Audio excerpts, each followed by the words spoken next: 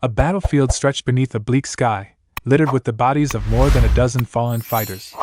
Dust and blood clung to the ground, marking the aftermath of a massacre that had ended long ago.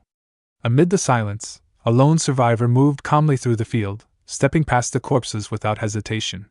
Sama Jian walked forward with steady composure, leaving behind the remnants of 100 wandering souls. His grip tightened around his sword, the pressure in his hand revealing the emotions he refused to show on his face. At the edge of the battlefield stood the final surviving enemy, a man trembling as he struggled to breathe. Sama Jian approached him without urgency, forcing the man's attention onto him. He identified the man as Byung-gak, a name that immediately triggered panic. Byung-gak demanded to know how he was recognized, anger mixing with fear. Sama Jian only observed him quietly before implying that Byung-gak had forgotten him, suggesting that many prisoners had passed through Gumho Fortress over the years. As Sama Jian advanced, he admitted that the long-awaited moment carried a bitter weight. The tension in Byung-gak's mind sharpened into alarm as he realized the attacker had been there before, likely a former prisoner. Desperation rose within him as he searched for an escape. Before any plan could form, Sama Jian vanished from his original position and reappeared instantly in front of him. A single downward strike followed, too fast for any reaction. Byung-gak was struck down and collapsed under the force of the blow. Sama Jian sighed, disappointed that his opponent had attempted to escape during their exchange. He continued forward, stating that the conversation was not yet finished and that the man's punishment had only begun. He then referenced an event from 12 years earlier, prompting confusion and fear in Byung-gak. The mention triggered fragmented memories of the Yunsang escort agency. Recognition slowly surfaced in Byung-gak's mind as he recalled a group of escorts captured during an ambush at Gumho Fortress. Those memories revealed the truth. Sama Jian had been among those prisoners. The past resurfaced with brutal clarity. 12 years earlier, Sama Jian had been bound and dragged into the fortress by Byung-gak's men. He had been forced to witness torture inflicted on his companions.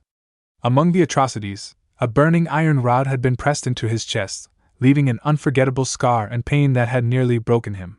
Back in the present, that buried trauma transformed into overwhelming killing intent. Sama Jian gathered his internal energy and struck with explosive force. Byung-gak was overwhelmed, unable to even speak as successive attacks crushed his defenses. With cold precision, Sama Jian severed Byung-gak's limbs, ensuring he could no longer move. The man collapsed in agony, his voice breaking into a desperate roar that echoed across the battlefield. Yet Sama Jian did not stop to savor the result. He pressed further, asking one final question about a name from the past, Sama Jian himself. Byung-gak responded in confusion, failing to understand the question at first. Sama Jian then clarified the truth of 12 years ago. During the ambush of the Yunsang escort mission, Byung-gak's group had sold him into slavery. The realization finally struck Byung-gak. He confirmed the memory with fractured regret, but there was no time for redemption. Sama Jian's sword came down again, and his killing intent surged to its peak. He declared that Byung-gak would carry that truth into the underworld, identifying himself as the escort guard who had been betrayed and sold. He channeled all his remaining power into a final release.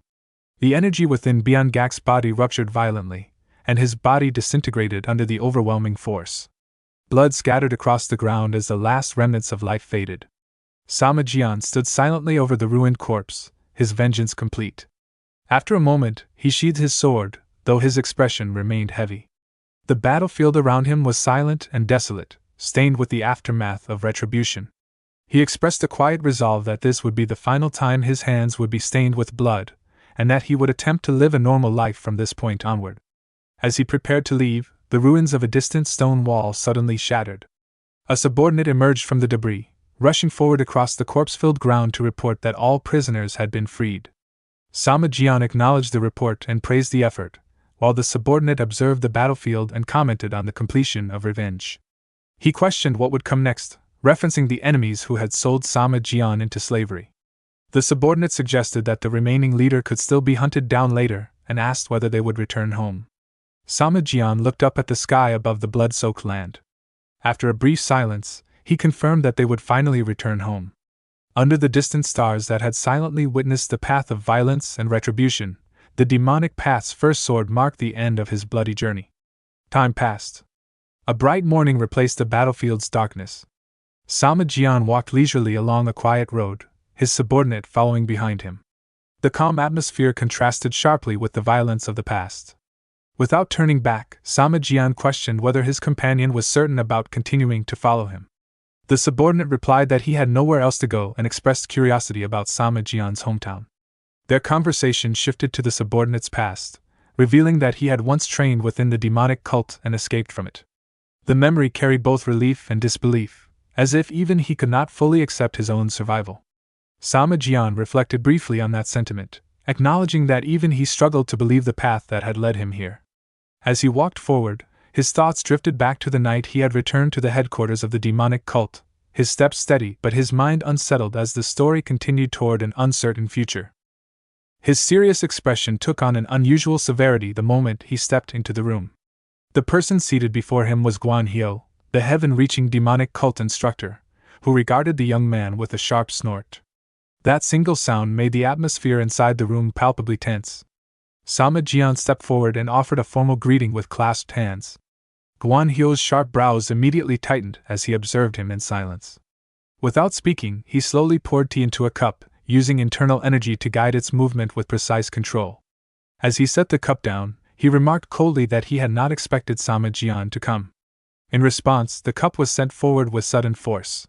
Sama Jian calmly watched its trajectory and caught it without difficulty, then drank the contents without hesitation. After finishing, he quietly refilled Guan Hyo's cup. He then stated that when they first met the cult leader in Black Dragon Valley, a promise had been made granting freedom after 10 years of service to the Divine Demon Clan. Those 10 years had long since passed, and he had also fulfilled the additional condition given to him 3 years earlier. Guan Hyo leaned back, acknowledging the mention of a promise, but his thoughts turned uncertain as he set the cup down with controlled precision. He reflected that although the demonic factions had been unified and the heaven-reaching demonic cult had been restored, matters were still far from ideal, and he appeared inclined to reconsider the agreement. Sensing this shift, Sama Jian asserted that the original condition had not been simple unification, but the elimination of the 10 supremes of the demonic path who had once controlled the factions, all of whom had now been brought to their knees before the cult leader. Guan Hyo acknowledged this truth in silence, and poured himself another drink. As he drank, he recalled the years of training in Black Dragon Valley, remembering how among all the children raised there, Sama Jian had always stood out. Yet he had not been at this level in the past. In terms of raw martial skill, he had once been inferior even to Chiaowu. Everything had changed after his return from the destruction of the Ghost Gate sect. The murderous aura that once surrounded him had vanished completely, replaced by a fundamentally different presence, and his martial arts had advanced beyond imagination. Guan Hyo questioned inwardly what had truly happened to him during that time. At that moment, Sama Jian apologized. Guan Hyo abruptly slammed his empty cup onto the table and dismissed the apology as meaningless. He declared that Sama Jian had worked hard all these years, acknowledging that although his fate had been harsh, his contributions would not be forgotten, and he was permitted to leave. Having achieved what he came for, Sama Jian did not prolong the exchange. He expressed brief gratitude and turned to depart, offering a final remark of farewell. One of Guan Hyo's guards, angered by his demeanor, drew his sword and moved to strike, but Guan Hyo immediately restrained him with a calm command. Sama Jian remained still for a moment, as if assessing whether they would truly attack, before finally stepping out of the room. After he had left, Chiaowu appeared at the doorway and casually offered a light-hearted, irreverent farewell before departing as well. Sama Jian nervously recalled an unpleasant memory. He had completed missions that once seemed impossible and had finally gained his freedom, yet a lingering doubt remained within him. He wondered whether his family would even recognize the man he had become after spending more than a decade bathed in blood. His thoughts were suddenly interrupted by Chiaowu's loud voice. Chiaowu pointed ahead and spoke excitedly, asking if that was the guardian deity Sama Jian always mentioned, remarking on its enormous size. Sama Jian's gaze followed his gesture and landed on the massive tree. A rare emotion surfaced on his face as he looked at it. He identified it as the guardian spirit. His steps quickened as he moved toward it, his heartbeat growing louder in his chest. Memories resurfaced of how, every year, his parents and the village elders would come to offer their respects, while he and his siblings would climb the tree and play beneath it. As the familiar rustic scent of wood filled his senses, his voice trembled with emotion as he realized he had truly returned home. Sensing his reaction, Chiaowu spoke cheerfully, remarking that Sama Jian had once been like this, and that he had always imagined him as stone-faced even as a child. However, their moment was interrupted by an unfamiliar voice.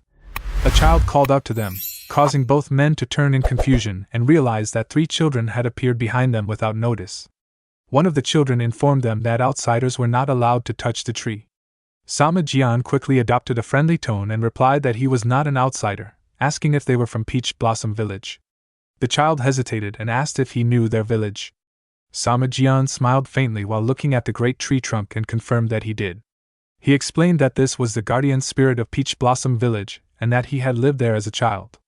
The children stared at him in disbelief as he continued, describing the village layout in detail, including a small pond to the north and a thatched roof house slightly to its left, which he identified as his home.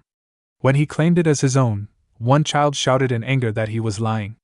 The accusation caused Sama Jian to freeze in place. He demanded to know what she meant.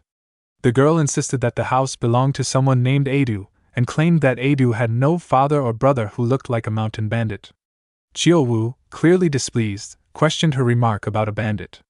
Another child whispered uncertainly that he might be an uncle, but the girl rejected the idea and urged them to leave, insisting that Sama Jian was lying and calling him an ugly man before running off with the others. Chiao Wu became furious and roared at the children, causing them to flee in fear. Meanwhile, Sama Jian processed the unfamiliar name, Adu, in silence, realizing he had never heard it before. As they walked further into the village, Chiao Wu plucked a peach from a tree and tasted it, expressing satisfaction at its sweetness and remarking that it explained the village's name. He called out to Sama Jian, urging him to try one, but Sama Jian declined coldly. The two continued toward the northern side of the village. Soon, they arrived at a thatched roof house beside a small pond. The sight stirred deep emotion within Sama Jian as memories resurfaced. He murmured in quiet disbelief that the house remained exactly as he remembered, even in his dreams. Chiao Wu approached and asked if this was the place. Sama Jian confirmed it with quiet excitement. Just as he was about to step forward, a suspicious voice called out demanding to know who they were. Sama Jian turned and saw an elderly man watching them warily, surrounded by villagers armed with hoes, sickles, and clubs. It became clear that the children had reported them. The old man stepped forward and questioned their presence, stating that the house belonged to Adu and asking what business they had there. Sama Jian grew increasingly confused and denied the claim, insisting that it was the home of the Sama family, which had belonged to his ancestors for generations. The old man asked who he was. At that moment, Sama Jian paused and suddenly recognized him, asking if he was Mr. Zhang from the village chief's household. Zhang was shocked that the stranger knew his name and confirmed it cautiously, asking who he was. Sama Jian stepped forward, grabbed his hand, and his eyes brightened with emotion as he declared that he was Sama Jian, the boy who had once lived in that very house. Zhang was stunned at first, momentarily unable to place the name. Sama Jian, who was that? Then, an old image surfaced in his mind. Sama Jian, could it be that child from back then? Sama Jian could not hide his delight, and confirmed that it was indeed him. Zhang's shock deepened as he muttered in disbelief. To convince him further, Sama Jian gently pushed his hair back, revealing a faint scar on his forehead. He pointed it out, and asked if Zhang remembered it, the scar he had received when Wook struck him with a stone after losing a fight. At that moment, emotion overwhelmed the old man. He recognized it immediately, and confirmed it with a trembling voice. Tears streamed down Zhang's aged face as he rushed forward and embraced him tightly. He demanded to know where the boy had been all these years and why he had only returned now, asking what had happened to him. Sama Jian did not respond with words. He simply accepted the embrace in silence, his expression conveying that the story was too long to explain in a single moment. After the emotional reunion, both of them gradually composed themselves and moved inside the house. That night, inside the home, Zhang poured tea for his guest and spoke gently. He asked about what had happened 12 years ago, recalling how Sama Jian had insisted on joining the escort agency and then disappeared. Sama Jian lowered his head, quietly blaming himself. He remembered how Zhang had tried repeatedly to stop him, warning him that working as a guard for the Silver Castle agency was dangerous. Zhang, now understanding that Sama Jian must have endured great hardship, spoke with sympathy. He recalled how the boy had been forced to take on the responsibility of the eldest son at a young age, making him stubborn and determined. He had once believed Sama Jian had died, and now asked how he had survived all those years. Sama Jian lowered his gaze, and memories of his past surfaced. For him, those years had been defined entirely by battle. Images of fierce duels flashed through his mind, the decisive confrontation with the first powerhouse of the demonic path, and the final stages of a battle against the heavenly sword demon. The sword demon had already been cornered, yet Sama Jian stood before him, seemingly uninjured. That sight had filled his opponent with both rage and excitement. The sword demon spoke bitterly of how it had been 300 years since the fall of the heavenly demon, and how the demonic path had been shattered. He mocked the so-called divine demon cult that claimed it would reunify the fractured demonic world, yet admitted that the rumors had proven true, that all of the 10 great demonic powers had been defeated by an ordinary-looking force, leaving only him. Sama Jian did not prolong the exchange and stated plainly that the sword demon was the last one. Once he was eliminated, he would finally be free. The sword demon's blood boiled at those words. With a fierce grin, he challenged Sama Jian to try, declaring that if he succeeded, he would become the strongest in the demonic cult, the first sword of the demonic path. Without delay, he unleashed a powerful strike to demonstrate his pride. However, the difference in strength was absolute. Sama Jian countered with a single swing of his sword, releasing a beautiful vortex of energy that sent the sword demon flying. The sword demon struggled to rise, but his strength had completely left him. He could only kneel, defeated. The outcome was undeniable.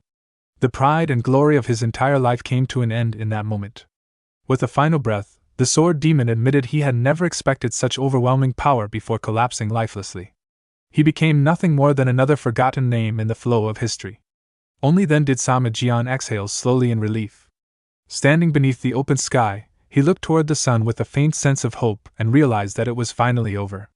Returning to the present, Jian found himself at a loss for words. He considered that even if he told the truth, it was unlikely to be believed. With that thought, he gave a vague explanation, stating that he had been sold to a mercenary group and had wandered for years before finally finding a way back. Zhang did not press for further details and instead offered quiet sympathy, acknowledging that he must have endured great hardship. Jian quickly shifted the topic and asked about his family's whereabouts. Zhang hesitated slightly before answering that Jian's siblings had moved to Sohung. Surprised, Jian repeated the name, and Zhang confirmed it, explaining gently that it had been 6 years since the move. After Jian's disappearance, they had tried to endure, but eventually had no choice but to relocate. The next morning, Jian set out once again. He and Chiaowu bid farewell to the village and departed quickly. However, the joy of returning home had already begun to fade, leaving behind a hollow ache within him. Zhang's words from the previous night continued to echo in his mind. His mother had passed away the year before. Jian climbed a quiet hill alone and sat on a large rock. Overwhelmed by emotion, he broke down in tears. He mourned his mother, missed his younger siblings, and blamed himself for everything he believed he had failed to protect. Trembling under the weight of his grief, he questioned how such an unfilial son could ever ask for forgiveness. After some time, he forced himself to regain composure. Later, upon reaching Sohung, he discovered a dilapidated old house. The sight only deepened his sorrow.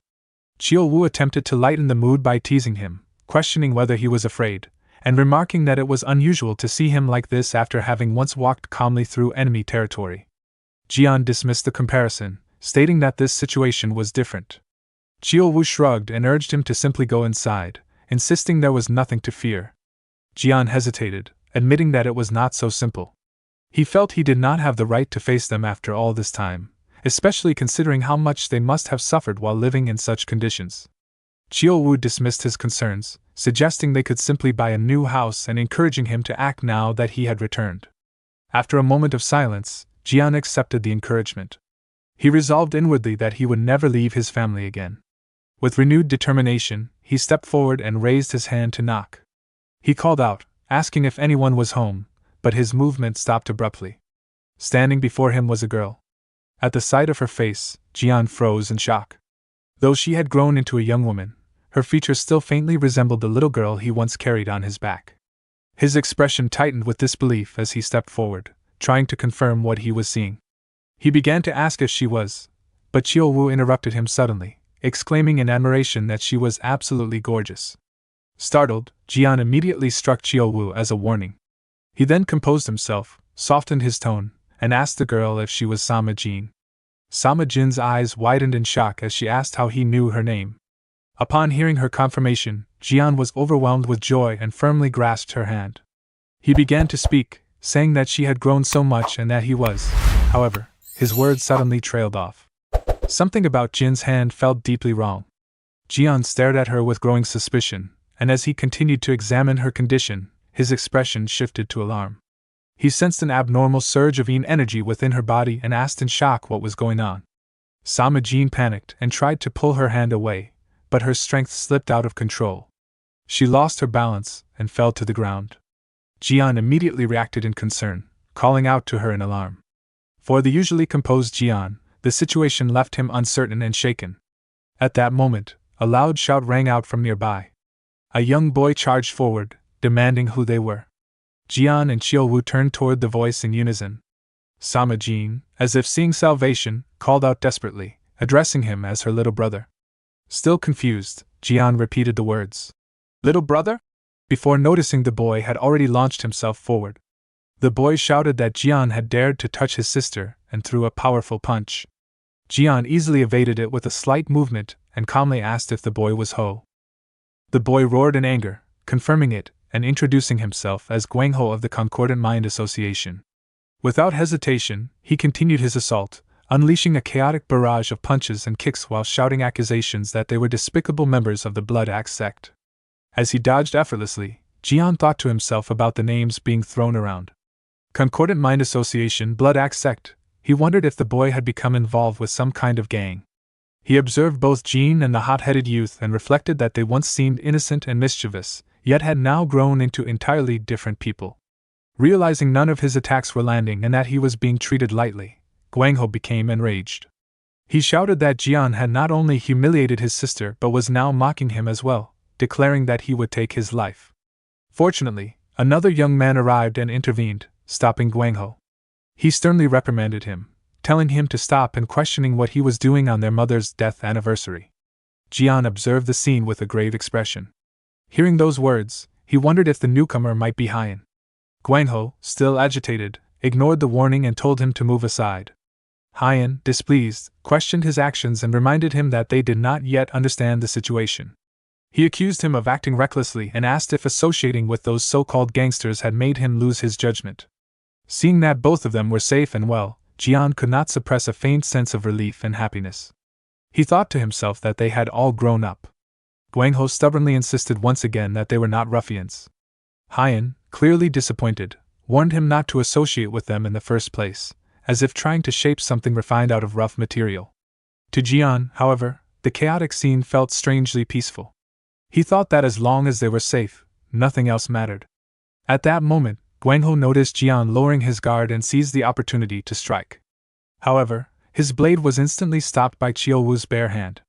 With overwhelming strength, Qiuwu crushed it effortlessly as though it were made of soft clay. Guangho's face turned pale as he called him a monster. Qiuwu's competitive spirit flared, and he proudly declared himself the great Jumgang Yacha. Guangho, still furious, shouted that he did not care who they were and accused them of trying to steal from his family, calling them shameless intruders. This time, Qiuwu was truly provoked. He demanded to know what Guangho meant, angrily rejecting the accusation and asking if he looked like a thief. Jian calmly stopped Qiuwu from escalating the fight. He then approached the three siblings and hesitantly tried to introduce himself, but before he could finish, Guangho shouted in alarm, identifying the approaching group as the Blood Axe sect. Jian turned his gaze toward the disturbance with mild irritation. A group of menacing men was swaggering toward them. The leader glanced at his subordinate and asked who the unfamiliar figures were, then, without waiting for an answer, raised his chin and spoke in a condescending tone, demanding who they were and what they were doing there. Without hesitation, the leader stepped forward, grabbed Jian by the collar, and roared for him to answer properly. Another Blood Axe member approached Qiuwu, sizing him up with disdain and asking what such a massive man was doing there. Guangho, witnessing this, burned with rage. He pointed at them and shouted that this was Concordant Mind Association territory and demanded to know why the Blood Axe sect had come. Jian narrowed his eyes as he observed them. So it really is the Blood Axe sect, he thought. At that moment, the group leader smirked and declared arrogantly that they were taking over the area, then specifically addressed Guangho by name. Hearing this, Guangho's expression darkened. Grinding his teeth, He muttered that one troublemaker had not been enough and now they were seeking an all-out fight. He released Jian's shoulder, stepped forward without hesitation, and prepared to confront them directly. The leader walked forward with an arrogant swagger, saying that everything would end peacefully if they cooperated. In that instant, Jian's sword was drawn from its sheath. With a single fluid motion, he struck. The attack was instantaneous and precise, and the Blood Axe leader collapsed, killed in a single blow. For a brief moment, chaos spread among the Blood Axe members. They looked around in shock and suspicion, one of them exclaiming in disbelief, demanding who had done it and how it was possible. Jian used sound transmission to speak to Qiuwu, instructing him to handle the rest. He signaled him calmly, telling him to eliminate the remaining enemies. Qiuwu raised an eyebrow, his expression confident and unbothered. He replied that it would be taken care of. Without hesitation, the remaining Blood Axe sect members charged forward with their blades aimed at him. Qiuwu moved to meet them head-on. With a faint, confident expression, he advanced and unleashed his fists, quickly overwhelming and striking down the attackers one after another. When it was over, Qiuwu looked at the fallen bodies and sneered in contempt, calling them useless small fry. Then, scratching his head awkwardly, he muttered that he might have been a bit too rough. The three siblings, Jin, Guangho, and Haiyan, stood frozen in place, mouths agape in shock. They struggled to comprehend what had just happened, realizing that an entire group had been wiped out in an instant. Qiuwu pointed at the defeated enemies at his feet and smirked, asking if they still thought he was on their side. Jian looked flustered, unsure how to respond. He then stepped forward again, trying to calm them. He insisted that they were not thieves and addressed Jin, Guangho, and Haiyan directly, asking if they did not recognize him. As he spoke, he pulled his hair back to reveal the scar once more. Guangho gasped in shock. Staring at it, he asked in disbelief if it was truly him, his older brother. Jian smiled softly and confirmed that he had returned. Haiyan immediately rushed forward and embraced him tightly, burying his face against his shoulder as he broke down in tears. Jian held him and spoke gently, apologizing for being late and asking if he had kept them waiting too long. Guangho was stunned, his eyes widening in disbelief as he asked what had happened and where Jian had been all this time. Jian let out a quiet sigh and replied that he would explain everything later, as it was a long story. From inside the house, smoke rose from the kitchen chimney while Qiuwu's hearty voice echoed nearby. He spoke cheerfully, saying he liked Guangho's personality and that there were a few people like him among their subordinates, referring to Jian as boss. Guangho frowned and narrowed his eyes in curiosity, asking why Qiuwu kept calling Jian boss.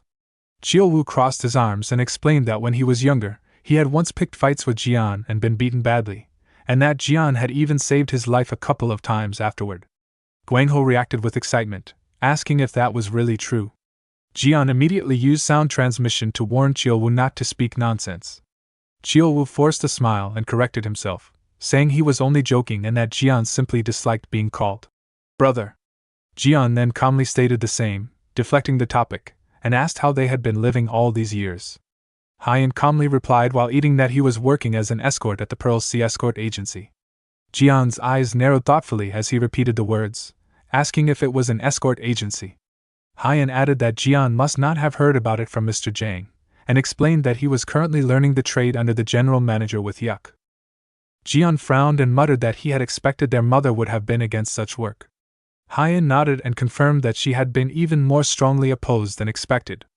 Guangho, sitting nearby and chewing his food, remarked bluntly that Jian had disappeared while working as an escort and that he had been wrong to choose that path from the beginning.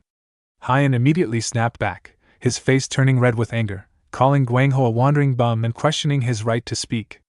Guangho remained unfazed and replied that at least he earned more than Haiyan. Haiyan's expression darkened further, as he accused Guangho of making money by bullying the weak and said he did not need such money. Unable to hold back his anger any longer, Guangho shouted that they never bullied anyone and that Haiyan was speaking without understanding. At that moment, Samajin slammed a plate onto the table and shouted for them to stop, saying that Jian had only just returned after 12 years and that they were still arguing. Her expression suddenly changed, and she abruptly suffered a nosebleed. Panicked, Samajin tried to pinch her nose shut while trembling. Everyone froze in shock. Jian rushed over immediately, his expression tightening as he examined her condition. He realized something critical, that the yin energy in her body was far too strong. Guangho stood up in alarm and asked how Jian knew that. Jian turned and asked whether they had taken her to a clinic for examination and what the doctors had said. Hyan explained that they had visited the most renowned clinics in the region, but none had been able to determine the cause. Even the most reliable physician had given the same assessment Jian had just made, which was why her hands and feet were constantly cold and her skin remained pale. Jean calmly reassured them, saying that she was fine and that she could still endure it. Without saying anything further, she quietly opened the door and stepped outside, leaving the others in stunned silence. After the door closed, Hyan lowered his head and explained that they had moved to Sohung because the doctor who might be able to help her was there. Guangho added, his voice trembling with emotion, that she could only function normally by taking medicine that supplemented her young energy, otherwise Jean might not have survived until now. A heavy silence followed. Jian remained quiet for a moment, then asked whether there was a cure. Hyan's expression darkened as sadness crept into his face. He explained that a complete cure was difficult, but the symptoms could be managed with treatment. However, the cost was extremely high, and even maintaining the treatment was already a heavy burden. The money he earned was not enough, and without the extra income brought in by his younger brother, they would not have been able to endure. In truth, he added, he did not even have the right to criticize him. Hyan raised a hand to hide the tears forming in his eyes. Guangho was taken aback. Jian placed a hand on Hyan's shoulder in quiet comfort. He told him that he had done nothing wrong, and that no brother could stand by while his sibling went astray. He then admitted that the one who had no right to speak was himself, and he apologized to both of them. In unison, Guangho and Hyan immediately responded, calling him Big Brother. Jian's gaze remained steady and firm. He thanked them and said that they should not worry about money. The next day, they would go and meet that doctor. Hyan stood up and bowed deeply, thanking him and urging him to rest, saying he must be exhausted. Guangho also stood, and together the two of them left. A heavy silence remained between Jian and Qiuwu. Jian poured himself a cup of wine. Beside him, Qiuwu muttered that if he had known, he would have brought some things with him. Jian, not fully hearing him, turned and asked what he meant by brought, questioning if he was referring to bandits. Qiuwu raised his cup thoughtfully, and replied that those bandits had accumulated a large amount of wealth, but Jian had ordered it to be left untouched. Jian took a slow sip of wine and stated that the wealth belonged to the victims, the captured merchants and escorts, and should be returned to their families. He added that he had no desire to touch such money. Qiuwu fell silent, unsure how to respond, and only said that it was Jian's decision. He then mentioned that they still possessed the item obtained from the demonic Buddha temple, which could be sold for a good price. He asked for Jian's opinion on Jin's condition. Jian set his cup down and admitted that he was uncertain, as he was not a physician. Qiuwu asked if he could not make even a rough guess. After a moment of thought, Jian explained that the balance of energy in Jin's body was severely distorted, with yin energy overwhelmingly dominant. Qiuwu frowned and suggested that they could simply supplement her yang energy, adding that with Jian's internal strength, it should not be difficult. Jian shook his head slowly, stating that the situation was not that simple. He had already attempted to transfer yang energy as suggested, but it had no effect, as there was no viable path for energy to enter her body. Alarmed, Qiuwu asked what that meant. Jian's expression grew grave as he concluded that if the condition continued, Jin might not survive. The following day, all of them arrived in front of a renowned clinic. They looked up at the scene together.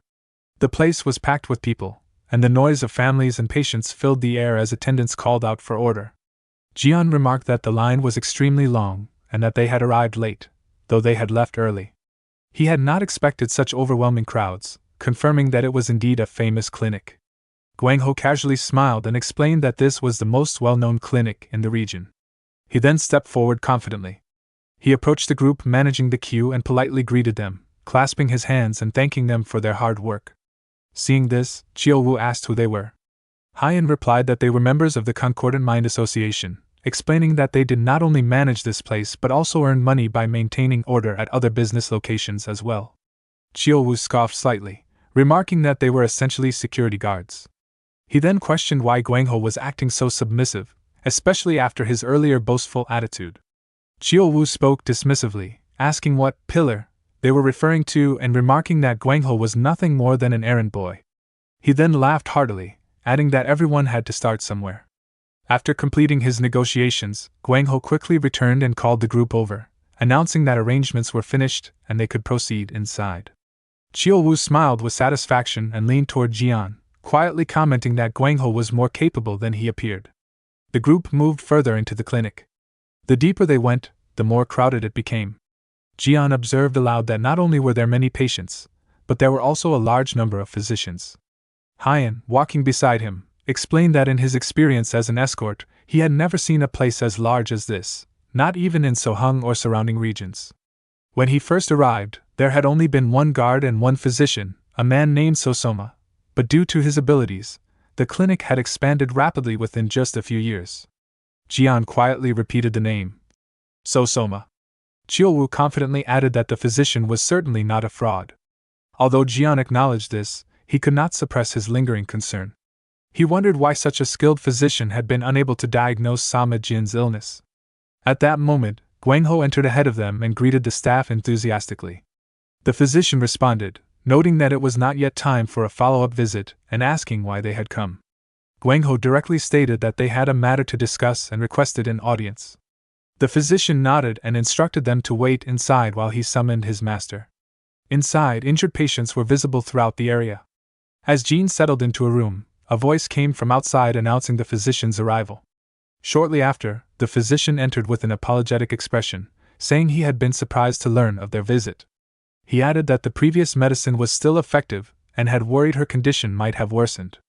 After examining Jin's face closely, he concluded with relief that it did not appear to be the case. Guangho quickly clarified that they were not there for a routine visit. He explained that Jian had insisted on meeting the physician, which was why they had come in haste. Jian stepped forward respectfully, clasping his hands and introducing himself as Sama Jian. The physician returned the greeting and introduced himself as Huang Zhong. He added that although he had been treating the patient's family for years, he had only just learned that she had an older brother. Observing him, Jian silently assessed that the physician gave a good impression and appeared genuinely humble. He also noted with mild surprise that the man seemed to be a physician who also practiced martial arts. Chiolwoo appeared to share the same impression, remarking that the physician was quite impressive. Through sound transmission, Jian quietly confirmed to Chiolwoo that the man possessed real ability. Jian explained to the physician that he had been away for a long time and had only recently learned of Jin's serious illness. Upon hearing that the physician was directly treating his younger sister, he had come immediately to seek him out. Physician Huang Zhong responded politely, stating that while it was not a complete cure, they were welcome to seek help. He then checked Jin's pulse and conducted a thorough re-examination.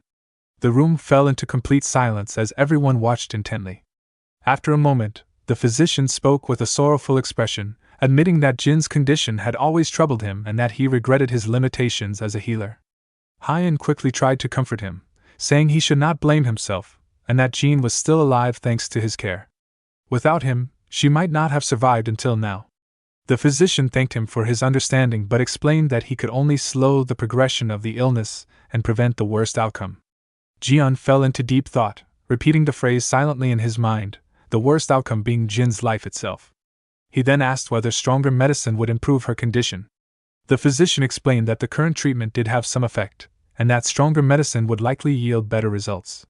He elaborated that they were currently using herbs that strengthened yang energy to counteract Jin's overwhelming yin energy, with fire spirit herb as the main ingredient. A stronger variant could increase effectiveness. However, he added with resignation that the most powerful form, the 1000-year fire spirit herb, was extremely rare and nearly impossible to obtain. He also mentioned Gongqing petroleum as another possibility. Jian asked whether such medicine was available in the clinic. The physician waved his hand and stated that such spiritual medicines were not stocked there and were dangerous to handle. Both Jian and Chiolwoo silently came to the same conclusion, that such rare spiritual medicines were sought after even by martial artists. After a moment of silence, Jian asked where he could find them. The physician did not answer directly. Instead, he asked whether they had ever heard of the Suryong merchant group. Hyan, standing beside them, responded that he had some knowledge of it and asked if he meant the merchant group based in Hangzhou. The physician confirmed it, explaining that it was one of the largest merchant groups in the Central Plains. He then stated that not long ago, the chairman's son had fallen seriously ill with malaria, prompting an urgent request for him to treat the boy. During that time, the chairman had mentioned possessing a medicine capable of curing the illness, and upon seeing it, the physician had been greatly surprised. Jian frowned and asked whether the medicine had been used. The physician immediately denied it, stating that if Gongqing petroleum had been used to treat malaria, he would have been ridiculed as a physician throughout the world. When he refused its use, the guild master had even responded half-jokingly. Jian fell silent for a moment, and then asked how much it cost. With a somewhat self-deprecating tone, the physician stated that it was priced at 300 taels of gold, as the chairman intended to sell it for that amount. Upon hearing this, Guangho and Haiyan were left speechless in shock. Sama Jin let out a disappointed sigh. Haiyan, still stunned, remarked that a single tael of gold was already enough to cover half a year's worth of medical expenses for them. Chiou-Wu muttered that the seller probably did not offer credit. Jian immediately confirmed that such a thing would not be possible. Chiou-Wu then frowned and suggested that their current resources were insignificant, but if they sold that item, it might be enough. Curious, Guangho and Haiyan asked what he meant. Jian used sound transmission to warn Chiou-Wu not to bring up the demonic Buddha matter again. Chiou-Wu quickly clarified that he had obtained an item during a mercenary assignment at Mount Mandiak, initially thinking it was just a glowing stone, but later learning it was extremely valuable and could be sold for a high price.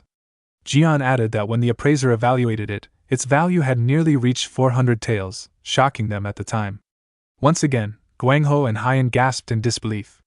Sama Jin, as if seeing a glimmer of hope, called out tearfully to Jian. Jian gently placed a hand on her shoulder and reassured her that he would find a way to save her. He then turned back to the physician and declared that he would purchase the Gongqing petroleum and asked him to arrange a meeting. The physician readily agreed and promised to contact the merchant group immediately. Sometime later, the scene shifted to Hangzhou. Under clear skies, a vast and magnificent mansion stood before them, its interior even more splendid than its exterior. Inside, the chairman of the Suryong merchant group spoke coldly, declaring that he would not sell. Jian, taken aback, asked him to repeat what he had just said. The chairman reiterated firmly that he was not selling the azure pure stone oil. With a confident expression, he added whether they understood his position. Jian remained silent for a long moment before asking the reason. The chairman looked down at the emerald-colored object before him, his expression darkening with displeasure, and stated that it was not enough. Jian's eyebrows lifted slightly as anger quietly rose within him.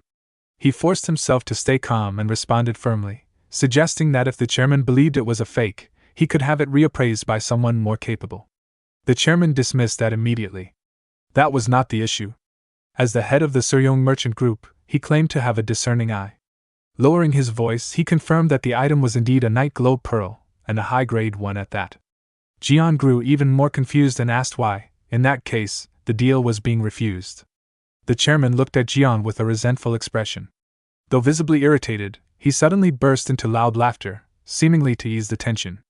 He explained that the physician had likely mentioned his earlier remark about selling it for 300 taels, but that had been nothing more than a joke. In truth, they had no intention of selling it at all. His expression then turned serious again as he asked whether Jian understood why the item had been taken out in the first place. Jian answered directly, stating that it had been due to the chairman's son contracting malaria and its intended use as treatment. The chairman confirmed this without hesitation, adding that his son had contracted the chronic form of malaria, the most severe and difficult type to treat. That was precisely why he had brought out the medicine. He further explained that azure pure stone oil was regarded as a spiritual medicine capable of bringing the dead back to life, and that finding it was as difficult as plucking stars from the sky. Chiou-Wu, who had been listening silently, became visibly tense upon hearing this. The chairman continued without concern, explaining his reasoning for refusing the sale. If news of its existence spread, their residence would immediately become a target for countless opportunists and greedy factions. For that reason, it had been kept hidden, reserved only for emergencies involving important members of the merchant guild. He added that the physician had been trusted with the secret, and had promised not to disclose it, as he was not someone who broke his word easily. He then added another point with sharp judgment, noting that the physician must have only revealed it while desperately searching for a cure for a critically ill patient. And given the circumstances, that patient could only be someone extremely important. He paused briefly, and Jian understood the implication without needing it spoken aloud. The chairman straightened his posture and continued in a serious tone, stating that once a secret was exposed, others would inevitably come investigating. Therefore, it had to be dealt with immediately. Moreover, such a precious spiritual medicine could not be easily handed over, and in a situation of high demand, it was only natural for the seller to raise the price. A faint smile appeared at the corner of his lips as he mentioned the profit to be made. He then declared that the price would be set at 500 taels. Chiolwoo was stunned by the price and blurted out in shock, unable to contain himself. The chairman calmly picked up the night glow pearl again and continued assessing it as though nothing had happened. He resumed the negotiation, stating that, as he had said before, the pearl was of high quality, but its small size meant it was not worth 400 taels of gold. It needed the right buyer to realize its true value. At most, he would only offer 300 taels. He then placed the pearl back down and began calculating additional charges with ease. He added that there would be a 100 tael confidentiality fee for the transaction and another 100 taels due to high demand. In total, an additional 200 taels would be required. In exchange, he would provide the azure pure stone oil. The chairman's blatant greed enraged Chiolwoo, who shouted curses in frustration, calling him insane and pointing directly at him. He threatened that there were limits to everything and even warned that he might destroy the entire merchant group. Jian immediately stopped him and scolded him for always acting impulsively and causing trouble. He then turned to the matter at hand and asked how much money they currently had. Chiolwoo answered honestly that they had brought about 120 taels when they left, with some additional funds beyond that. Before he could finish, Jian turned back to the chairman and continued the negotiation himself, stating that he would add another 100 taels and retain only a small amount for living expenses. Chiolwoo was shocked even further by this decision. Jian ignored his reaction and instead focused his attention on the chairman. He asked directly, with a sharp tone, whether the chairman truly had a good eye, and then questioned what he thought of him. Faced with this unexpected challenge, the chairman paused to assess him carefully. After a moment, he stated that although Jian was young, he carried the aura of someone who had experienced life and death repeatedly. Jian did not hesitate and openly admitted that he had once been forced into the demonic path. Countless lives had been taken by his hand, and it had not been easy to escape that life. He explained that he had made a promise to himself to end his blood-soaked past and live a normal life with his family. He continued speaking about his past as the chairman listened in silence. Jian added that his family was now in difficult circumstances, and he no longer had reason to keep that promise. He then asked directly what the chairman thought he would do under such conditions. The chairman narrowed his eyes, carefully analyzing every detail and possibility in his mind. He concluded that Jian was not lying, as he was openly revealing his darkest past along with his remaining wealth. After a moment of thought, the chairman chose not to answer directly. Instead, he offered a condition. He agreed to make an exception for Jian's situation, but in return, Jian would have to assist him with something in the future. Jian's objective appeared to be achieved, and he immediately accepted the condition. In the end, both parties reached an agreement. The azure pure stone oil was secured, and lodging for the night had also been arranged. A campfire burned steadily as grilled fish finished cooking nearby. Chiolwoo ate while using his dagger, but the events from that morning still lingered in his mind, making him angry. He muttered that the man was a bastard and added that if it weren't for Jian, he would have flattened him without hesitation. Jian also felt a hint of guilt and apologized for the situation regarding their shared funds before taking a sip of tea. Chiolwoo responded that it did not matter, since they were talking about saving Jin's life. He said he did not care whose money it was, but what angered him was that the chairman had known their situation and still deliberately raised the price. Frustrated, he muttered that he could not stand it, and even questioned whether they should go back and take it by force. Jian immediately suppressed his rising anger and warned him sharply, asking if he intended to spill blood over medicine meant to save his sister. Chiolwoo, after a pause, muttered that when it was put that way, Jian was right. Jian picked up a branch from nearby and spoke about his thoughts. He reflected that everything they had done had been for survival after being kidnapped, and although their victims had all belonged to the demonic path, they were still stained with blood. He acknowledged that his own hands were covered with the lives of countless people, including the 10 great powers, all for the sake of unifying the demonic path. He then stated that now that they had escaped that world and entered society, they needed to abandon their old ways. Emphasizing each word, Jian explained that the Central Plains was governed by the order of the Murim world and its great clans, and they would have to adapt to it. He added that when he had given the extra 100 taels, it had been with the intention of leaving some funds for living expenses, and he believed that decision was the right one. He then said that after saving Jin, they would still need to find a way to live. Though it was late, he wanted to take responsibility as the head of the family and live a normal life together, hoping it could also serve as a form of atonement for his late mother. Finally, he added that he would not force Chiyo-woo to stay, and that he was free to leave whenever he wished. Chiyo-woo, who had been drinking, suddenly stopped. His eyes widened in shock, and he flailed his hands anxiously as he quickly insisted that he was sorry for being hot-headed. He said they had sacrificed too much to escape their past, and when he thought about their squadmates, he could not abandon them. He added that the current situation reminded him of the old days. Jian, who was eating fish at the time, paused and asked what he meant. Chiyo-woo fell silent, feeling guilty, and vaguely referred to the past, mentioning the time Jian had obtained Gongqing petroleum from the Gwaimum clan and given it to him. He admitted that if he had saved some instead of drinking it all, they would not be in this situation. Seeing his regretful expression, Jian could not bring himself to scold him. He simply told him to save it, adding that there had not been much to begin with and that for someone of Chiyo-woo's size, it had barely been enough anyway.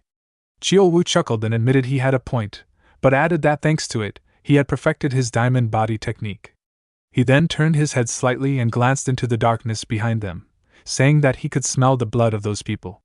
Suddenly, a strange sound came from a distance. Chiyo-woo narrowed his eyes and wondered who it could be.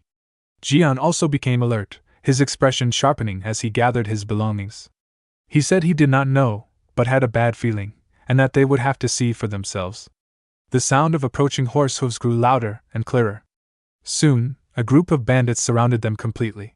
Once Jian and Chiyo-woo were encircled, the riders halted and dismounted one by one, each carrying dangerous weapons and locking onto their targets with hostile intent. Jian glanced at them and remarked calmly that they were not very friendly. One bandit drew his sword and said that the fugitives were surprisingly fast. Another added that they had almost lost them. A third, already with his blade drawn, gave a blunt order to cut their legs first to ensure they could not escape. Jian's tone turned serious as he asked whether they were being followed.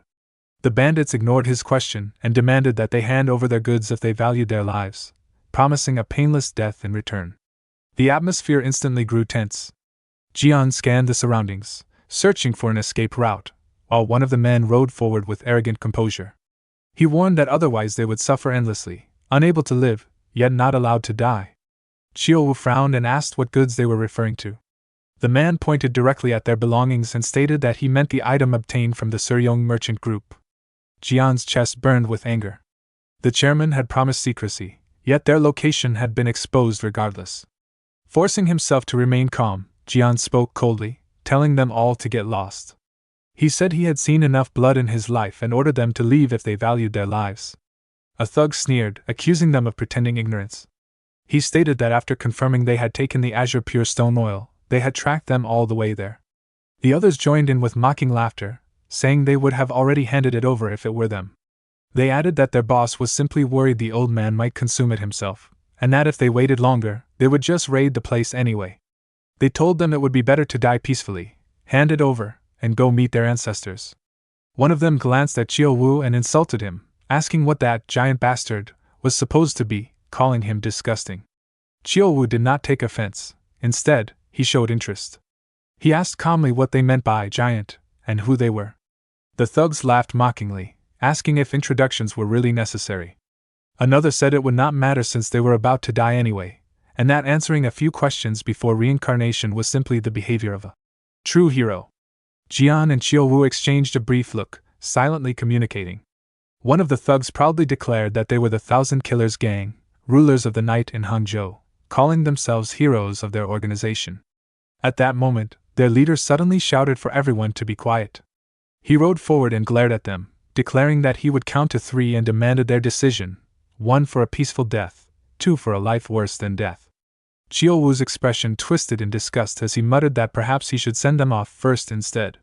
The leader's face contorted in rage, veins bulging as he shouted whether they were daring to mock him. He immediately ordered his subordinates to act. They responded in unison.